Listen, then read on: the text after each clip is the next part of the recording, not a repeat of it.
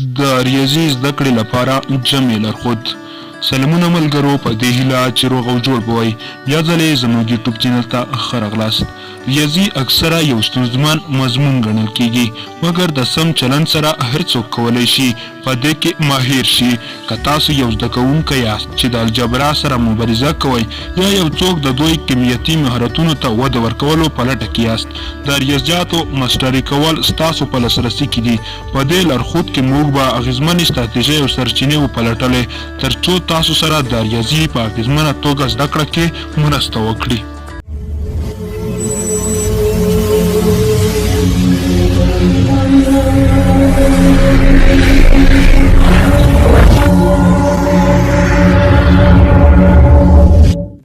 یو پیاوړی بنسټ جوړ کړئ.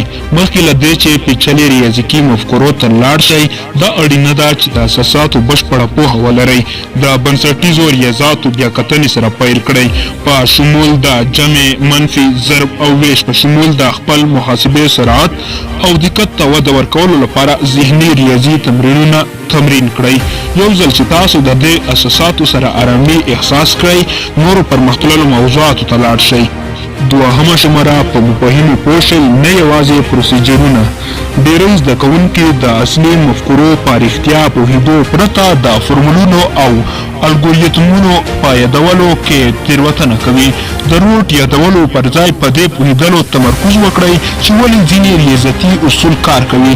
د ژور پوهاوی به نه یوازې تاسو سره په اغېزمنه توګه ستونزې حل کولو کې مرسته وکړي، بلکې تاسو ته به د دې وړتیا درکړي چې د رښتینې نړۍ خلطونو کې د ریاضیاتو مفکورې پلي کړي. دریمه شمره، په منظم ډول تمرین وکړئ. د هر مهارت په څیر ریاضي د ماسټرۍ لپاره دوامداره تمرین ته اړتیا لري. هره ورځ د ریاضي په ستونزو کار کولو لپاره وقف شوی وخت ځانګړی کړئ.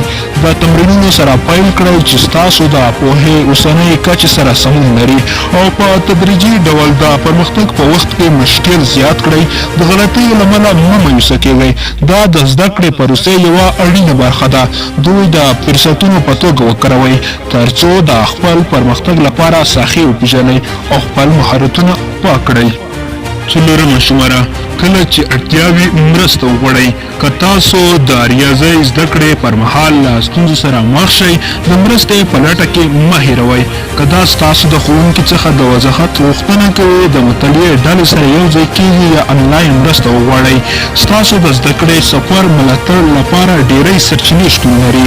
برسېره پر دې د ښوونې خدمتونه کولی شي شخصي لارښوونې چمتو کړي چې ستاسو د ځانګړې اړتیاو سره سمون لري.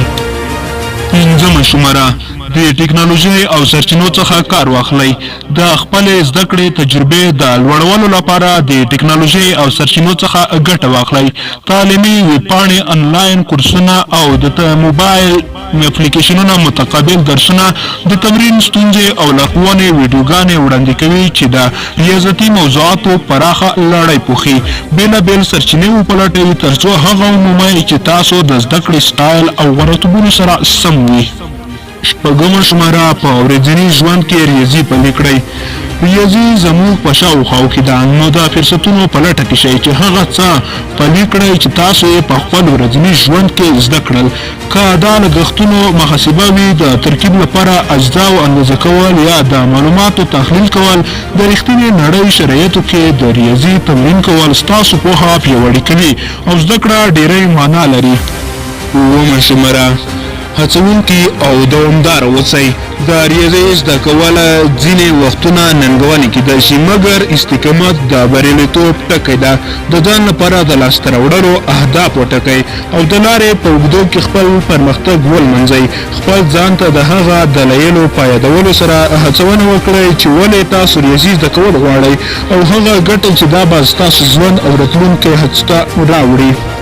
په پایله کې د ریاضي زده کړه یو ګټور سفر دی چې د بېشمېره فرصتونو دروازې پرانیزي. د دې ستراتیژیو په تعقیب او خپلو اهدافو ته ژمن پاتې کېدو سره تاسو کولی شئ په ریاضي کې یو پیاوړی بنسټ جوړ کړئ او خپل بشپړ ظرفیت خلاص کړئ. ننګونې په غاړه واخلئ، لیوالتیا ولرئ او په یاد ولرئ چې د وقف او استقامت سره تاسو کولی شئ چې د ریاضي مفهوم فتح کړئ. دا و زموږ د نن ورځې ویډیو. که ویډیو مو خوښه شوې وي ویډیو لایک کړئ او که په چینل کې نوی وئ چینل سبسکرایب کړئ او په څنګ کې د زنګ نشان باندې کلیک وکړئ ترڅو زموږ هره نوې ویډیو تاسو در ورسیږي. مننه د لیدو څخه مو